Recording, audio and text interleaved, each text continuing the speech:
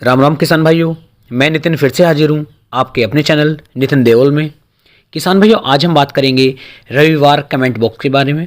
किसान भाइयों, हर रविवार रात 7 बजे आपको जितने भी प्रश्न एक सप्ताह के अंदर सभी किसान भाइयों ने प्रश्न और कमेंट मुझसे पूछे हैं, उन सभी के जो जवाब हैं वो मैं रविवार रात 7 बजे की इस वीडियो में देने वाला हूँ। किसान भाई, ये वही कमेंट होंगे जो लगभग सभी किसान भाइयों के लिए ज़रूरी हैं, और जो कमेंट सभी भाइयों के लिए ज़रूरी नहीं है उनके जवाब मैं तुरंत ही देने की कोशिश करता हूं। यदि आपके भी कुछ प्रश्न हैं, कुछ सवाल हैं, तो आप @नितिन देओल या #नितिन देओल करके अपने प्रश्न पूछ सकते हैं। इसी तरीके से प्रश्न पूछें तो मुझे थोड़ी आसानी रहती है आपके प्रश्न लेकर के इस वीडियो में बताने के बारे में। और अपना ज़िले का नाम आप ज़रूर बताएं। किसान भाइयों, इस चैनल पर हम खेती बाड़ी से जुड़ी लगभग सभी जानकारी देने की कोशिश करते हैं। यहाँ पर आपको सभी फसलों के बारे में पूरी जानकारी दी जाएगी। आपके जो भी प्रश्न होंगे उनके जवाब भी दिए जाएंगे। किसान भाइयों, वीडियो थोड़ा लंबा हो जाएगा क्योंकि इसके अंदर लगभग मैंने 30 से लेकर 35 कमेंट चूज़ किए हैं जो लगभग सभी किसान भाइयों के लिए ज़रूरी हैं। और किसान भाइयों, और वीडियो आप देखें या ना देखें, लेकिन कमेंट बॉक्स की वीडियो आप ज़रूर देखा करें, क्योंकि इसमें सभी किसान भाइयों के बहुत बहुत महत्वपूर्ण प्रश्न होते हैं जिनकी जानकारी आप भी ले सकते हैं। और हो सकता है ये प्रश्न आपके मन में भी कहीं ना कहीं हो। यदि जानकारी अच्छी लगे तो वीडियो को लाइक जरूर करना और चैनल को सब्सक्राइब करना, और यदि वीडियो अच्छी ना लगे तो वीडियो को डिसलाइक करना, चैनल को अनसब्सक्राइब करना। क्योंकि इस YouTube पर बहुत सारे चैनल हैं जो खेती बाड़ी से संबंधित जानकारी दे रहे हैं। हो सकता है वो मुझसे भी अच्छी जानकारी देते हो, तो अगर मेरी जानकारी आपको पसंद ना आए तो आप उन चैनल को सब्सक्राइब कर सकते हैं और मेरे चैनल को अनसब्सक्राइब भी कर सकते हैं। शुरू करते हैं आज का अपना संडे कमेंट बॉक्स। पहला कमेंट है नीलेश पटेल जी का। ये कह रहे हैं NPK 0050 का जो स्प्रे है ये हम गेहूं कटाई से कितने दिन पहले कर सकते हैं। तो नीलेश पटेल जी, मैं आपको बताना चाहूँगा, और पिछली भी 2-3 वीडियो में मैं बता चुका हूँ कि NPK 0050 का जो आपको उपयोग करना है ये गबोट अवस्था में करना है। गबोट अवस्था उसे कहते हैं जब बालियां निकलने वाली होती हैं। कुछ बालियां हल्की हल्की निकल कर आ चुकी होती हैं और कुछ बालियां निकलने वाली होती हैं। ये अवस्था जो होती है गबोट की अवस्था होती है। और इस समय पर आप इसका स्प्रे कर सकते हैं।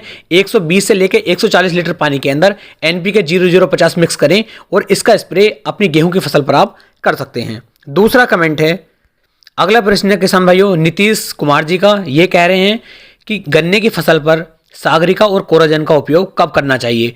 तो नीतीश कुमार जी, मैं आपको बताना चाहूँगा कि यदि कोराजन की मैं बात करूँ तो कोराजन का स्प्रे जो आपको करना होता है वह लगभग गन्ने की 60 दिन की अवस्था तक आपको करना चाहिए, क्योंकि उस समय तक गन्ने के अंदर गन्ना नहीं पड़ा हुआ होता है, जो उसका पौधा होता है उसके अंदर, और तब तक वह काफ़ी अच्छा कार्य कर लेता है। और सागरिका का उपयोग तो आप उसके बाद भी कर सकते हैं, यानी कि 80 दिन की अवस्था पे भी आप सागरिका का उपयोग कर सकते हैं। वैसे सागरिका का उपयोग आपको गन्ने की फसल में कम से कम 2 बार करना चाहिए, क्योंकि गन्ने की फसल जो है ये एक लंबी अवधि की फसल होती है, और 2 बार सागरिका का यदि आप इसके अंदर उपयोग करेंगे तो ज़्यादा फायदे आपके गन्ने की फसल को मिलेंगे। धन्यवाद।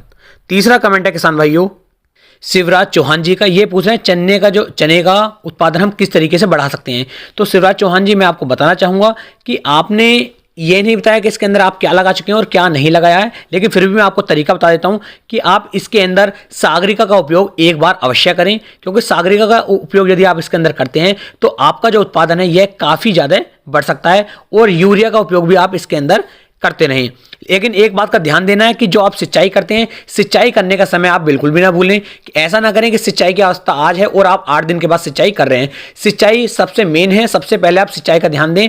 खाद और जो हमारे स्प्रे हैं ये बाद में कार्य करते हैं। धन्यवाद। अगला कमेंट है किसान भाइयों सत्येंद्र सिंह जी का। ये कह रहे हैं हमारी गेहूं की फसल 42 दिन की हो गई है, अभी तक दूसरा पानी नहीं लगा है और ऊपर की जो मिट्टी की जो परत है वह बिल्कुल सूख गई है, तो क्या हम 1744 का स्प्रे कर सकते हैं। तो सत्येंद्र सिंह जी, आप स्प्रे तो कर सकते हैं, कोई दिक्कत वाली बात नहीं है, लेकिन आप एक बात का ध्यान दें कि आपको अगले दिन ही सिंचाई अपनी गेहूं की फसल की करनी है।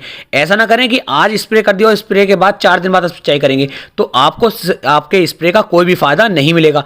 आज आप स्प्रे करें, कल की डेट में आप सिंचाई करें, बहुत ज़्यादा फायदा आपको मिलेगा। धन्यवाद। अगला कमेंट है किसान भाइयों जगदीश सिंह जी का। ये कह रहे हैं मैंने सरसों की बुआई की है 1 एकड़ खेत के अंदर, उसमें मैंने 50 किलो DAP दिया था, उसके 30 दिन बाद 45 किलोग्राम यूरिया और उसके टोटल 50 दिन के बाद मैंने 45 किलोग्राम यूरिया दिया है। अब मुझे कौन सा स्प्रे अपनी सरसों की फसल पर करना चाहिए। तो जगदीश सिंह जी, आप इसके अंदर NPK 18-18-18 का स्प्रे कर दीजिए। ये इफ्को कंपनी का आता है और इसके अंदर सल्फर भी मिक्स है, यानी कि आपकी सरसों की फसल के लिए NPK भी मिल जाएगा और सल्फर मिल जाएगा। इन चारों का जो कॉम्बिनेशन है वो एक ही पैकेट के अंदर, और मात्र ये 100 रुपये का खर्चा है।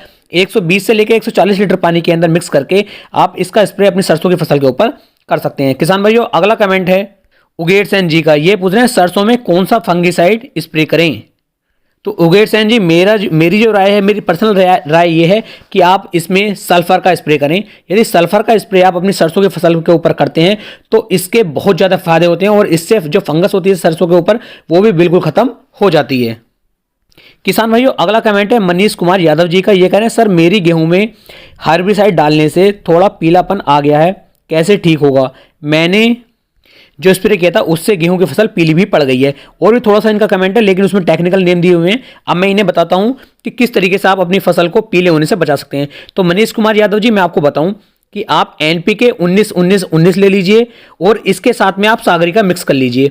यदि इन सबको आप एक जगह मिक्स करके अपनी गेहूं की फसल पर स्प्रे कर देते हैं तो 3 से 4 दिन के अंदर आपकी जो फसल पीली पड़ी है यह पीली पड़ना बंद हो जाएगी, और पुनः आपकी फसल पहले जैसी हरी भरी हो जाएगी, और ग्रोथ भी आपकी गेहूं की फसल की काफ़ी ज़्यादा अच्छी होगी। किसान भाइयों, अगला कमेंट है हरप्रीत ढिल्लो जी का। ये कह रहे हैं लहसुन के ऊपर पराली डालना ठीक रहेगा क्या। तो हरप्रीत ढिल्लो जी, मैं इसकी राय नहीं दूंगा, क्योंकि मैंने कभी इस तरह का ना ही तो अपने साथ अपनी लहसुन में किया है और ना ही इस तरह का कभी देखा है, तो इसकी राय मैं आपको नहीं दूंगा। किसान भाइयों, अगला कमेंट है गौतम पटेल जी का। ये कह रहे हैं NPK 19-19-19, NPK 12-61-00 और NPK 00-52-34 और NPK 00-50 पानी में मिलाकर दे सकते हैं या नहीं। तो गौतम पटेल जी, मैं आपकी बात समझ नहीं पा रहा हूं, आप इसे पानी में चलाने की बात कर रहे हैं या फिर आप इसकी स्प्रे की बात कर रहे हैं। यदि आप स्प्रे की बात कर रहे हैं तो आप इन सब का आपस में एक साथ मिक्स करके स्प्रे ना करें, क्योंकि डोज बहुत ज़्यादा हो जाएगी और आपकी जिस फसल पर भी आप इसे लगाएंगे उसमें हो सकता है कि नुकसान हो जाए। और यदि आप नीचे पानी में चलाने की बात कर रहे हैं तो आपके इसमें सिर्फ पैसे ही वेस्ट होंगे, कोई फायदे वाली बात नहीं है। इससे अच्छा तो आप NPK 12-32-16 को मिक्स करके नीचे डाल दीजिए, या फिर इन तीनों की मात्राएं आप अलग अलग ले लीजिए और तब अपने पानी में नीचे छोड़ें। किसान भाइयों, अगला कमेंट है कृष्णवीर यादव जी का। ये कह रहे हैं कृपया करके मेरे भाई ये बताओ कि गेहूं की फसल में 4 पानी कब कब देने चाहिए। तो कृष्णवीर यादव जी, मैं आपको बताना चाहूँगा कि इसके लिए मैंने एक संपूर्ण गेहूं के ऊपर वीडियो बनाई है जो लगभग 13 से 14 मिनट की है। आप उस वीडियो को देखिए। उस वीडियो में मैंने 4 पानी के बारे में बताया कि 4 पानी आप कब कब देंगे, कब कब खाद लगाएंगे, कब कब आप स्प्रे करेंगे, पूरी जानकारी उसमें दी गई है। लेकिन आप यदि यहाँ पर पूछते हैं तो आपको बता दूं कि पहला पानी आपको लगभग 20 से 25 दिन के आसपास देना चाहिए। दूसरा पानी किसान भाइयों आपको लगभग 40 से लेकर 45 दिन के आसपास, और तीसरा पानी आप लगभग 70 से लेकर 80 दिन के बीच में आपको देना चाहिए। और लास्ट पानी आप गबोट अवस्था से कुछ दिन पहले दें, जिससे कि हमारा जो दाना है वह सिकुड़े ना। इस तरीके से आप 4 पानी दे सकते हैं। और सही जानकारी के लिए आप मेरी इस वीडियो को देख लीजिए। इसे मैं आई बटन में और डिस्क्रिप्शन में डाल देता हूं, जिसमें गेहूं की संपूर्ण खेती के बारे में पूरी जानकारी दी गई है। अगला कमेंट फिर कृष्णवीर यादव जी का है। ये पूछ रहे हैं 60 दिन की गेहूं की फसल में यूरिया का स्प्रे करना चाहिए या नहीं। तो कृष्णवीर यादव जी, 60 दिन की गेहूं की फसल में यूरिया का स्प्रे आपको नहीं करना है। इससे कोई भी बेनिफिट आपको ज़्यादा नहीं मिलेगा, और यदि आप इसका स्प्रे करते हैं तो बढ़वार बहुत तेजी के साथ हो जाएगी और हो सकता है फसल भी आपकी पीली पड़ जाए। इससे सिर्फ नुकसान होगा इस समय पर। यदि आप स्प्रे करना चाहते हैं तो NPK 0-52-34 का करें, जो काफ़ी अच्छा रिजल्ट इस समय पर आपको देगा। अगला कमेंट है गोविंद धारीवाल जी का। ये कह रहे हैं नितिन भाई 60 दिन की फसल हो गई है गेहूं की, नीचे की पत्ती पीली हो गई हैं, क्या करें, क्या NPK 19-19-19 का स्प्रे कर सकते हैं।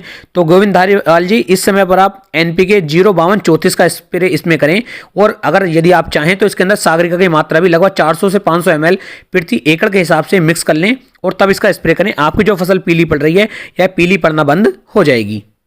किसान भाइयों, अगला कमेंट है विकास कुमार जी का। ये कह रहे हैं सर 2 पानी दिए हैं गेहूं में, अब क्या करें, और दोनों पानी में ही हमने यूरिया दिया, अब हमें क्या करना चाहिए। तो विकास कुमार जी, आप अपनी गेहूं की फसल के अंदर इस समय पर सागरिका और सल्फर इन दोनों को मिक्स करें यूरिया के अंदर और तब इसे डालें, तभी आपकी गेहूं की जो फसल है अच्छी पैदावार दे पाएगी। और एक इसके अंदर आपको स्प्रे करना पड़ेगा। आपने ये नहीं बताया कि गेहूं की फसल आपकी कितने दिन की होगी, लेकिन इस समय पर जैसे आप बता रहे हैं कि 2 पानी लग चुके हैं, तो ये समय 0-52-34 का स्प्रे करने का बिल्कुल सही समय है। आप इस समय पर इसका एक स्प्रे भी कर सकते हैं। अगला कमेंट है किसान भाइयों साजन राम गोदरा साजन गोदराज जी का। ये पूछ रहे हैं 55 दिन की गेहूं की फसल होगी है, बढ़वार बहुत कम है, क्या करना चाहिए।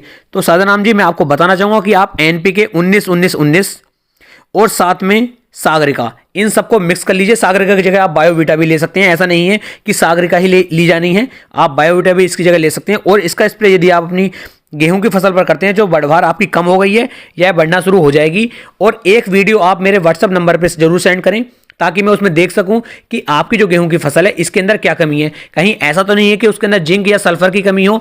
और यहां पर मैंने आपको बता दिया कि आप एनपीके और सागरिका का स्प्रे कर दें, तो हो सकता है इससे कोई ज़्यादा बेनिफिट ना हो। एक वीडियो भी आप मुझे मेरे नंबर पर व्हाट्सएप पर जरूर सेंड करें।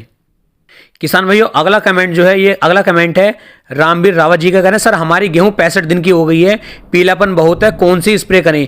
देखिए रामवीर रावत जी, स्प्रे के बारे में यदि मैं बताऊं तो 05234 और सागरिका, इनका आप स्प्रे कर सकते हैं। लेकिन 65 दिन की फसल है, फिर भी पीली पड़ रही है, हो सकता है आपने पानी आपने इसके अंदर ज़्यादा लगा दिया हो, ये वजह भी हो सकती है। या फिर आपकी फसल के अंदर जिंक और सल्फर इसकी कमी भी हो सकती है। तो आप मुझे एक काम करें, अपने एक खेत की एक वीडियो बना करके मेरे व्हाट्सएप नंबर पर सेंड करें। मैं उस वीडियो को देख करके आपको एक सही राय दे पाऊंगा कि आपको अपनी गेहूं की फसल के अंदर क्या करना चाहिए।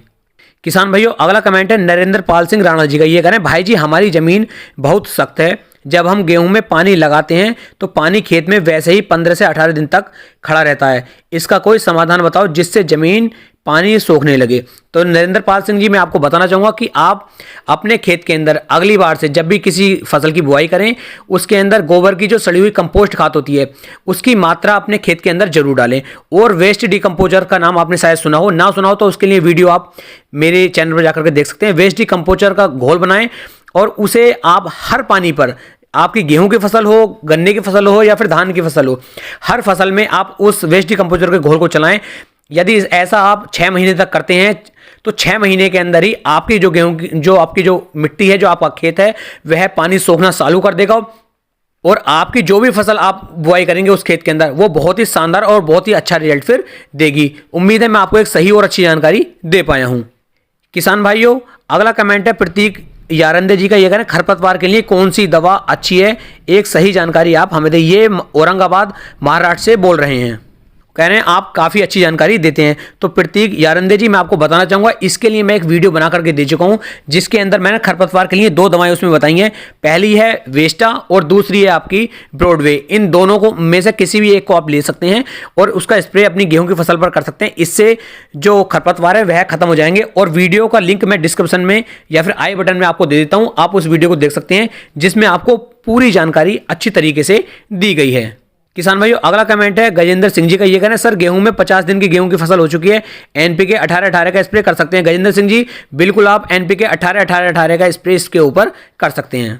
अगला कमेंट है अक्षय शर्मा जी का। ये कह रहे हैं एक कंप्लीट वीडियो बनाइए नितिन भाई सरसों की खेती के ऊपर। किसान भाइयों, सरसों की खेती के ऊपर लगभग 45 से लेके 46 कमेंट मेरे पास आ चुके हैं, जिसमें ये पूछा जा रहा है कि सरसों की एक कंप्लीट वीडियो बनाइए जिसमें बुआई से लेकर कटाई तक की जानकारी दी जाए।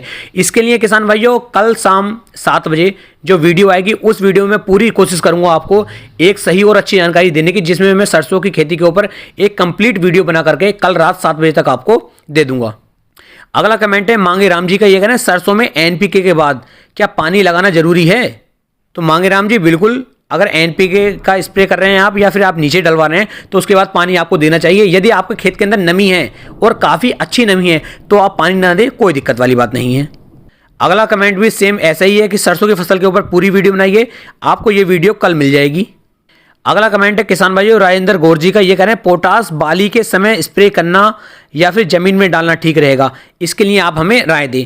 तो राजेंद्र गौर जी, मैं आपको बताना चाहूँगा कि पोटास का यदि आप स्प्रे करते हैं तो गबोट अवस्था में आप इसका स्प्रे करेंगे, कोई भी नुकसान आपकी गेहूं की फसल पर नहीं होगा। और यदि इस टाइम पर आप एमओपी पोटाश डालते हैं, म्यूरेट पोटाश डालते हैं, जो हमारी दानेदार होती है, तो उसे भी आप नीचे डाल सकते हैं, उसमें भी कोई नुकसान नहीं है। इनकी यदि डोज की बात करूं तो 1 किलोग्राम प्रति एकड़ के हिसाब से तो आपको स्प्रे करना है जो एसओपी पोटाश आती है उसका, और जो एमओपी पोटाश आती है उसे आप 25 किलोग्राम प्रति एकड़ के हिसाब से बारू रेत में मिक्स करके नीचे डाल सकते हैं। इस समय पर आप यूरिया का उपयोग बिल्कुल भी अपनी गेहूं की फसल के अंदर ना करें। अगला प्रश्न है हरप्रीत सिंह जी का। यह कह रहे हैं सल्फर की क्वांटिटी बहुत कम है एनपीके 18-18 में, क्या मैं इसमें सल्फर अलग से डाल सकते हैं। तो हरप्रीत सिंह जी, बिल्कुल आप इसके अंदर अलग से सल्फर मिला सकते हैं।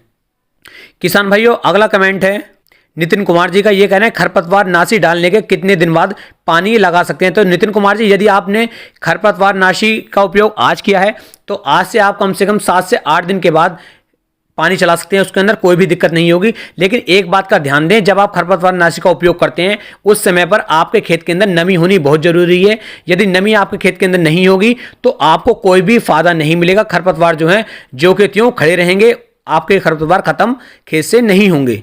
किसान भाइयों, अगला कमेंट है ऋषभ मिश्रा जी का। ये करें, गेहूं की पहली सिंचाई के बाद यूरिया के साथ क्या डालूं? तो ऋषभ मिश्रा जी, पहली सिंचाई के बाद सागरिका और सल्फर इन दोनों को मिक्स करके आप अपनी गेहूं की फसल के अंदर डाल सकते हैं। या यदि आपने जिंक का उपयोग पिछले 1 या 2 साल से नहीं किया तो जिंक भी आपको इस साल अपनी गेहूं की फसल के अंदर मिक्स कर लेनी चाहिए। अगला और लास्ट कमेंट है विकास कुमार जी का। इनका जो प्रश्न है ये सभी किसान भाइयों के लिए काफी ज्यादा जरूरी है। ये पूछ रहे हैं, सर जी एनपीके, जिंक और सल्फर इन तीनों को एक साथ मिलाकर स्प्रे कर सकते हैं? तो देखिए, आप एनपीके में ले लीजिए एनपीके 18-18-18, जिसके अंदर सल्फर पहले से मिक्स है, और उसके अंदर आप चिलिटेड जिंक डाल लीजिए, कोई भी दिक्कत नहीं होगी, और इन आपस में मिक्स करके आप स्प्रे इसका कर सकते हैं। तो किसान भाइयों, आज की वीडियो में जो कमेंट थे ये सभी कमेंट मैं ले चुका हूं। यदि आपको मेरे कमेंट अच्छे लगे हों, मेरा जो तरीका था वीडियो बनाने का ये आपको अच्छा लगा हो, तो आप मेरी वीडियो को लाइक, कमेंट और शेयर जरूर करें। और आपके यदि कुछ प्रश्न है तो आप #नितिन देओल या @नितिन देओल करके अपने प्रश्न पूछ सकते हैं। आपके सभी सवालों के जवाब बहुत जल्द देने की कोशिश की जाएगी। और यदि ये प्रश्न सभी किसान भाइयों के लिए जरूरी हैं तो ये आपकी इस वीडियो में इस तरह से आपके कमेंट ले लिए जाएंगे और अगले रविवार रात 7 बजे आपको इन सभी सवालों के जवाब दिए जाएंगे। आप सभी का बहुत बहुत धन्यवाद। फिर मिलेंगे एक नई वीडियो में एक नई जानकारी के साथ। तब तक के लिए राम राम।